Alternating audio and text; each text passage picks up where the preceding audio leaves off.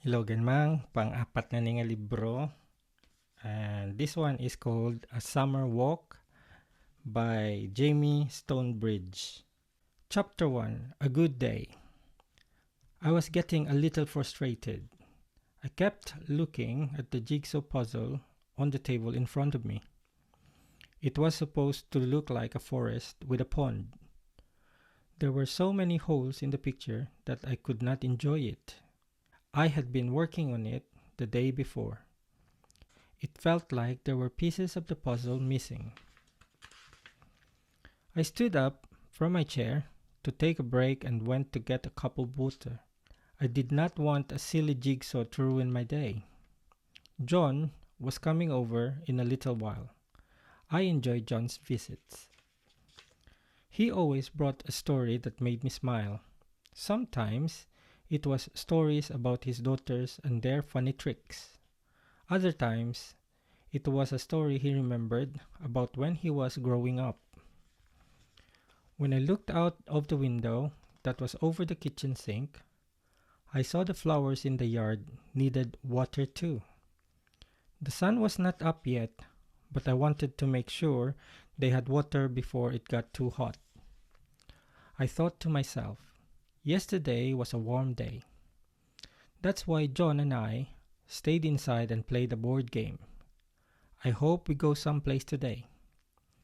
I was on the porch with the hose when John came up to the house. Some days he has a bag with him. Today he only had his phone in his hand, but he was putting it in his pocket. "Good morning," John said. "It looks like it is going to be a good day." "Yes," I said. "I would like to do something outside today." "You are outside," John said with a smile. "The plants are looking nice." "Thank you," I said. "It has been hot. I'm glad they're doing well." "Do you want me to put the hose away?" John asked. He is so helpful like that. "Okay."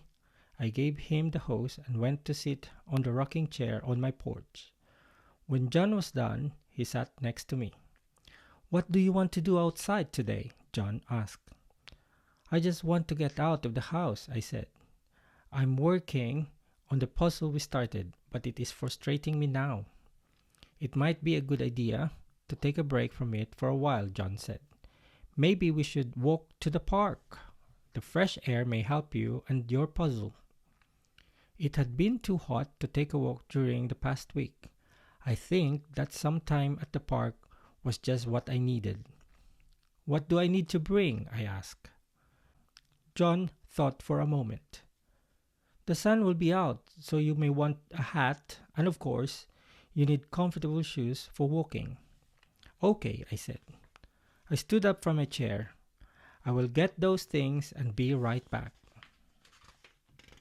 I was looking forward to this walk after being inside for most of the time during the hot weather. I wanted to see something else. I hope other people would also be outside.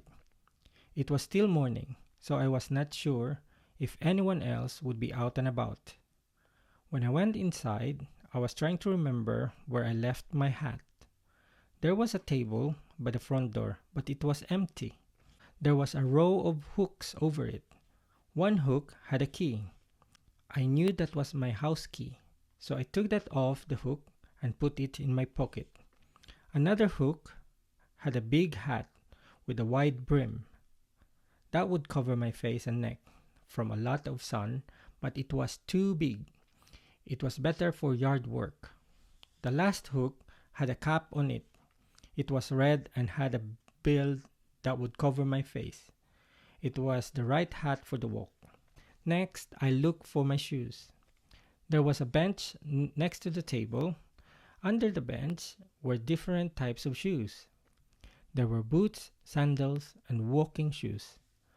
I took off the slippers I was wearing and put them under the bench. I grabbed the walking shoes and put them on. I was ready for my walk. John was waiting for me on the porch when I walked back outside. "I see your hat and shoes. Do you have the key for your door?" I put my hand in my pocket and pulled out my key to show him. "Great," he said. "Let's go to the park." Chapter 2. Walking with Dogs. We were not the only ones to go on a walk that day. There were people walking to and from the direction to the park. There were young children on bikes and teenagers on skateboards. Mothers were pushing babies in strollers, and fathers were running races with their little ones. Some people were even walking a dog on a leash. "Do you remember if you had a pet?" John asked me. I did remember. "My sister had a big white dog," I said. "I think it was supposed to be a sled dog like you would find in the cold north." "How big was it?" John asked. "Well, I was still young when she got the dog." I smiled as I thought about him. "She named him Snowball, but he was very solid and not easy to melt." "What do you mean?" John looked at me as he asked. "Snowball was very strong. When he got excited on a walk, you had to hold the leash with both hands. When he was young, he wanted to run everywhere. If you were not careful, you would be flying behind him, not walking behind him." John and I laughed. Snowball became better behaved as he got older, but he was still a strong dog for 2 kids. It was just funny to imagine a young girl flying like a kite in the air with a sled dog pulling the leash. I remember that we tried to make a sled for Snowball to pull when we had a lot of snow after a blizzard. We could not control the sled because we kept tipping over and falling into the snow. On our way to the park, John and I did not see any big white dogs like Snowball. We saw a German Shepherd dog, like the ones that work with the police, and we saw dogs that looked like a mixture of dog breeds. The tongues of the dogs were lolling out of their mouths. They were excited to get to the park, but not strong enough to pull their people like a Snowball could. When we got to a stoplight, we had to wait for our turn to cross the street. A little boy was holding the leash of his dog. It was a pretty brown dog with the white spots. "May I pet your dog?" John asked the little boy. "Sure," the boy said. "His name is Buddy. He is very friendly." John let Buddy sniff his hand first, then John scratched the dog behind his ears. "Do you want to pet Buddy?" John asked me. I did the same thing as John. I showed Buddy my hand and let him sniff at it. Buddy must have liked it because he gave me a good lick. Then I put my hand on Buddy's back and started to pet him carefully. I didn't want to scare my new friend. The light changed to green, so we all crossed the street on the crosswalk. Buddy walked with a bounce in each step. He made me smile. I like dogs, especially the friendly ones. We waved goodbye to Buddy and his owner before we turned toward the park. "We had puppies when I was a little boy," John told me. "They had black fur, not brown fur like Buddy. We had to give away most of them because we could not take care of all of those dogs. I got to keep one that I named Blackie." "I don't remember Blackie," I said. I had known John for a long time, but I didn't remember any pets. It was nice to share these stories. I could see that John liked animals, especially dogs. The park was just up ahead. There was a beautiful gate that made of iron that was closed every night when the sun went down. The gate and its stone posts had been around for as long as I could remember. "Are you tired yet?" John asked. "No," I said. "Are you?" "No," John said. "But I am getting a little warm. Do you want to find a big shade tree that we can sit under for a little while?" It was getting warm. I was so interested in the dogs we saw and the pets we talked about that I did not realize how warm it was getting. "That sounds like a good idea." We walked through the open gate with a plan to look for the best shade tree we could find. Chapter 3. In the Shade. The park had many trees, but not every tree had a bench under it. Some of the benches in the shade already had someone sitting on them. We followed the path for a few minutes before we found an empty bench. I sighed when I sat down. I was not tired, but it was nice to relax. A gentle breeze blew, and that little bit of wind helped keep us cool. I watched some children playing nearby. They were not close enough for us to hear what they were saying, but I could see that the girls were tumbling. One girl would tuck her body into a ball and roll head over heels in the grass. Another girl tried to see how many cartwheels she could do in a row. She put her hands on the ground and pushed her feet over her head. She was able to do this 4 times in a row before she stopped. John saw me watching the girls. If I tried to do that many cartwheels, I would be dizzy, John said. I nodded. If I tried to do 1 cartwheel, I may not be able to get up off the ground for a while. John laughed. Then we agreed that we will leave the tumbling to the girls, all right? I agreed. John said, "Do you mind if I take off my shoes? My feet are so warm and this grass looks cool." It had been a long time since I walked barefoot in the grass.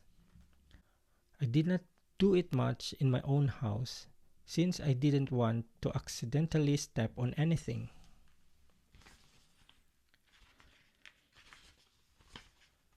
The grass looked clear, and John kept an eye on the grass in case there was anything that could hurt our feet. "I will join you." We both took off our walking shoes and socks.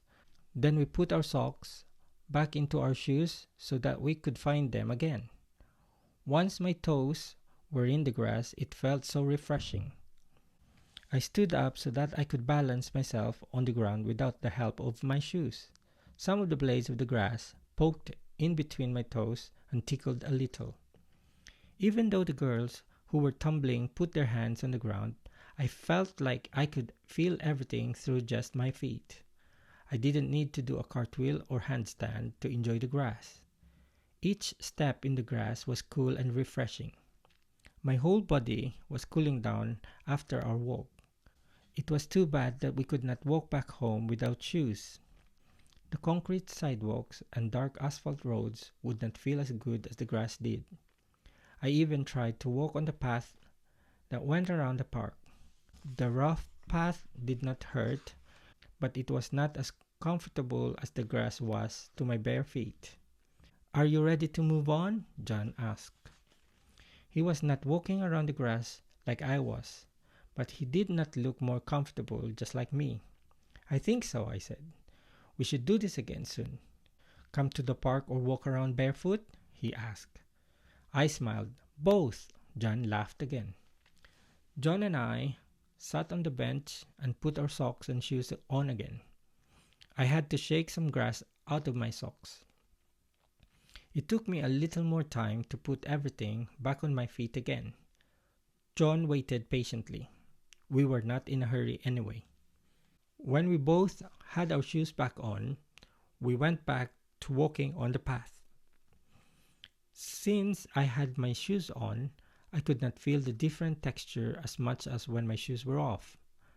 Nothing poked between my toes or scratched the bottoms of my feet. John and I walked along the path for a little while. The sidewalk went all the way around the park, so we could go in one direction and get back to the entrance again. There were some paths that went to other parts of the park. One path went to the baseball fields.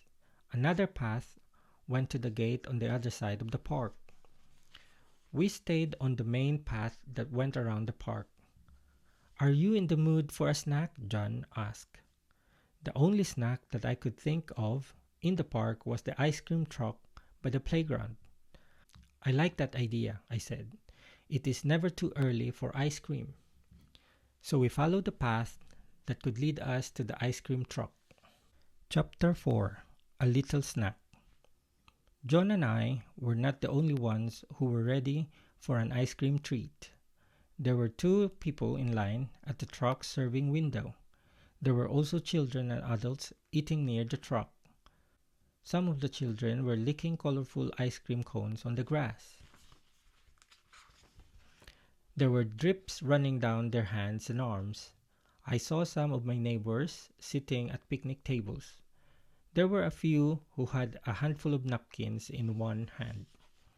As we walked up to the ice cream truck, I was amazed by all the choices on the poster menu outside the truck. There were some of my favorites like the chocolate ice cream shaped like a taco. There were push pops with different flavors and colors. I think they were the colors that were dripping through the children's fingers. I remember enjoying the ice cream cookie sandwiches and the creamsicle. Today, I didn't want to deal with a mess, so I ordered the ice cream sundae cup. It came with a small plastic spoon. The little spoon made it easy to take the time to enjoy the ice cream instead of licking it very fast. John ordered the ice cream treat that looked like a chocolate bar but had ice cream in the middle. He used the wrapper to hold it without getting chocolate on his hands. We still took a few napkins to the nearby table. We would be prepared if the ice cream melted before we were ready to catch the drips. "Did you always like the sundae cups?" John asked me. "No, when I was little, I wanted the biggest, most colorful ice cream treats in the truck," I said. "But I didn't always have enough money for that. Sometimes I had $1 or so saved up after helping neighbors with yard work. Other times, I would only have a few quarters." I licked the ice cream on my spoon. You could always tell who had more money when the ice cream truck came to your street. All you had to do was look at the ice cream that kids had. "Did you ever buy anything else?" John asked. I thought about his question. I saved my money for a few things, like candy from the corner store. By the time I had more money for the ice cream truck, I was saving my money for bigger things, like going to the movie theater, or other things for entertainment. My parents helped me pay for the most of the things we needed. If I was born any earlier, I would have needed to work to help the family, not to play games or go to places. John nodded his head. "I used to buy baseball cards with my extra money," he said. "Even though they are paper cards with pictures, it made me happy and entertained me. Over time, I had to buy boxes of plastic covers to store all of them. Some of my friends would trade the cards. We learned how to take care of them once we found out they could have more value than when we bought them. I never did care for collections," I said. "I knew some people who collected coins, stamps, and cards. I like going to see movies more. I saw my favorite actors, but also there was air conditioning in the movie house. Not every building in our town had air conditioning at the time, so it was a treat for me during hot summer. I started to scrape the sides of my sundae cup with a small spoon. I was going to get every little bit of chocolate sauce that I could. "Are you done with that?" John said with a smile. "Almost," I said. "No one likes to waste a good thing." "Well, if you are happy, then I am happy," John said. We picked up our trash and carried it to a trash can near the truck. There was a restroom nearby, so we washed the sticky ice cream and chocolate off of our hands. "Ready to keep walking?" John asked me. We were about halfway through the park, so I was ready to go walk some more. The sun was rising higher in the sky, and before long it would be so warm that I would rather be inside my cool house. John and I continued down our path back toward the gate where we came in. Chapter 5. Meeting a Friend. The path passed near the playground. I remembered when playground equipment was made of metal. It had a nice ring like a bell when you hit it with a stick or baseball bat. It was also hot to touch, so you climbed as fast as you could so you did not have to touch the bars for too long. The park recently put up the new playground equipment, and I could tell that the children loved it. They climbed stairs to the highest point to slip down slides that twisted through short tunnels at the top. There were bells to ring and wheels to spin. There was even an area where you could play a game of tic-tac-toe. Today, the children who were in the playground were playing on the equipment that looked like a boat. They would shout like pirates, telling each other to behave or they would have to walk the plank. I don't know if it mattered much to some of the kids because they were jumping off the side of the boat with the squeals of laughter. There was another squeal nearby. It was John's phone. He pulled it out of his pocket and said, "Hello? Just a minute." He covered his phone and said, "It's the office and I need to hear better. Do you mind waiting here for a few minutes while I take care of this?" "Of course not," I said. I saw that there were benches under some trees and I recognized someone there. "I'll go sit over there until you are done." "Thanks," John said. Before he walked to a little quieter part of the park, I walked over to where my friend David was sitting. "Well, good morning," David said as he shook my hand. "I have seen so many people here today." "So have I said. "After all that heat, it is a treat to get out of the house for a little while." "I know what you mean," David said. "My grandchildren needed to get out into the fresh air. They have had plenty of TV and video games, so I said I would bring them here. They also found their friends from school." He pointed to the children playing the pirate game on the playground ship. "They are having a lot of fun pretending to be out in the ocean looking for treasure," I said with a smile. "Yes, but they are going to want to take a break soon." David picked up a bag like the ones I take to the store and reuse.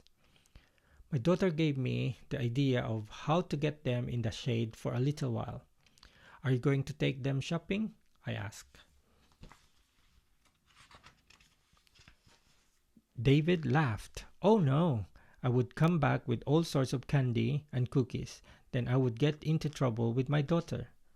David looked up to where the children were playing. "Yup, they are starting to argue about the rules and how to play. They are ready."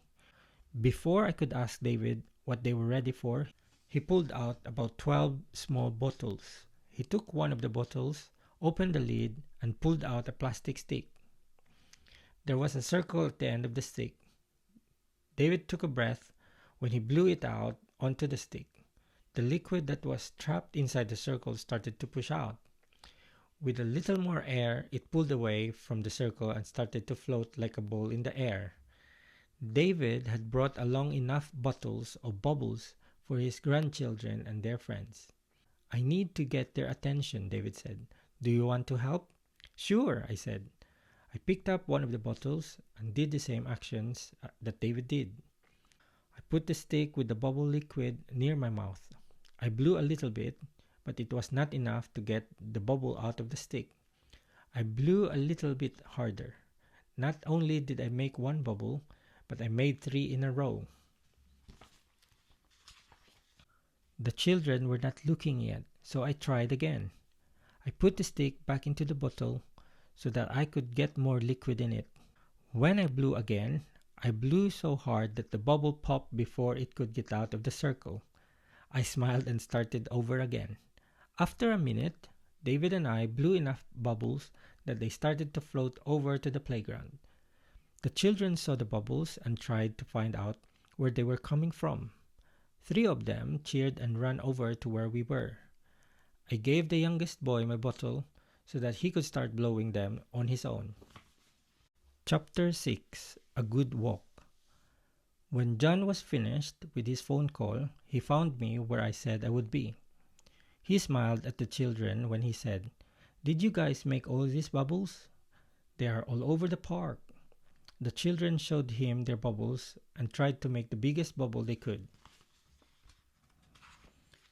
We smiled at them as they spun in circles under the shade of the trees. Some of the children popped the bubbles and laughed when the liquid splashed on their hands and faces. "Tell your daughter that she is a very smart mother," I told David. I stood up from the bench. "I will be sure to tell her." "Enjoy the rest of your day," David said as he waved to us. John and I continued walking along the path. I could see the gate up ahead. "Everything all right at the office?" I asked John. "Yes," he said. They just wanted to let me know of a problem they had. It is fixed, so it won't be a problem anymore. Great! Now you can enjoy your morning again. John smiled. It has been a good day for a walk, he said.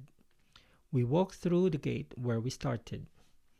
There was still shade around us, but we heard less of the children at the playground and more of the cars that were passing at the park. I waved to other neighbors that were going into the park. Some of them I could remember their names, others I just remembered their faces. It was lovely to see them all, especially because they were all smiling and enjoying the nice summer day. When we got back to my house, I unlocked the door to let us in. The air inside was cool and comfortable. That was good because it was going to get warmer today, and I didn't want to get too hot. I saw the table by the front door. It was still empty, but John came inside the house after me and put the newspaper on the table. I looked up from the table and saw the row of hooks. The first hook was empty. I put the house key that was in my hand onto the hook. I saw my wide brim hat.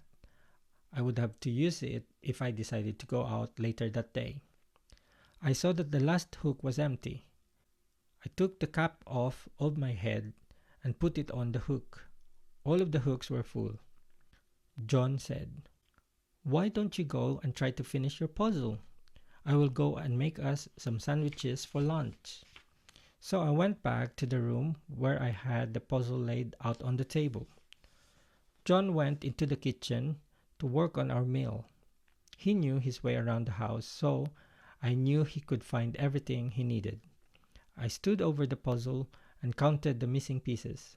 1, 2, 3, 4, 5. I had 5 pieces on the outside of the puzzle. I then counted the holes that were in the pictures. 1, 2, 3, 4, 5, 6, 7, 8. I had more holes than pieces.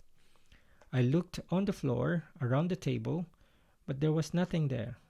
I looked at the box again. It gave me an idea. I picked up the box. Under the box were 3 puzzle pieces. They were exactly the ones that I was looking for. It took me only a few minutes to finish the puzzle. I smiled because it was not frustrating me anymore. "Lunch is ready," John called from the kitchen. I walked in the kitchen with a big smile on my face. "Well," John said, "either the walk put you into a good mood or I think you finished your puzzle." I nodded. Yes, the missing pieces were under the box. "You solved that problem," John said. "Let us celebrate with something to eat."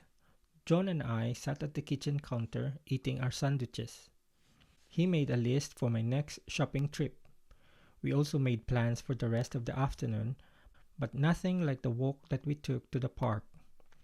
"Maybe we can go for another walk tomorrow if the weather is still good," I thought to myself. But that will be for tomorrow. Today was a good day indeed. Yay! I hope you like it, Mang. And God bless. Bye.